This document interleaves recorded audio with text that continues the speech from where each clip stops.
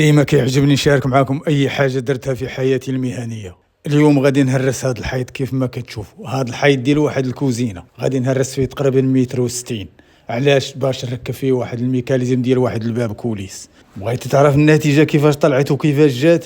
تبع معايا الفيديو الاخير باش تفهم وتعرف الطريقه كيفاش ركبنا هذا الميكانيزم ديال الباب كوليس. اول حاجه علاش درنا هذاك الباب تما وما خليناش في بلاصتو؟ لان الباب كما كتشوفوا جا مقاود مع الصالون. اذا باش نتفاداو هذا المشكل خاصنا نسدوه ونحولوه من بلاصتو ونديرو كيشوف الكولوار. والعبار اللي درنا هو 1.60 متر على 2.10 متر. من بعد ما سدينا الباب الرئيسي ديال الكوزينه اللي كان مقاود مع الصالون، جا الدور باش نركبوا الميكانيزم ديالنا في بلاصتو. وما فيها باس نقولوا لك شحال كاين في هذا العبار ديال هذه الميكانيزمات. راه بادي من 70 سنتيم حتى المتر، والثمن ديالو بادي من 2500 درهم حتى ل 3000 درهم.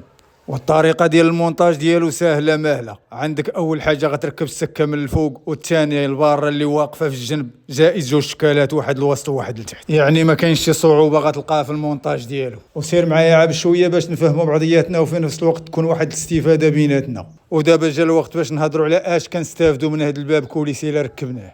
اول حاجه كنستغلوها هي المساحه، خصوصا الا كان غادي يركب في الوسط، باش نستافدوا من اليمين واليسار ديالو. والطريقه اللي احسن ومزيانه اللي خاصو يتركب بها هذا الميكانيزم هو الباب ديما بعدو من الجنب ديال الحيط.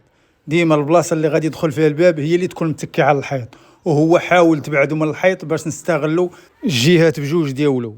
وإلا حيدتي شي باب ديال العود باقي مزيان وباقي خدام، راه يمكن لك ترجعه هو نفسه في هذا الميكانيزم هذا. غير خاصك تجيب العبار على قد هذاك الباب اللي كان عندك الاول باش ما تضيعش في هذاك الباب ديال العود. كيف ما كتشوفوا امامكم، من بعد ما وقفنا الميكانيزم ديالنا ميزان وقاديناه في بلاصتو، جات المرحله باش نضربوا ليه المرطو فوق هذيك الشبكه اللي كتشوفوا. ومن طبيعه الحال التخليطه خاصها تكون زايده فيها السيمه مزيان باش تجي الخدمه صحيحه وزوينه. والخدمه خاصها تكون مقسومه على جوج ديال المراحل.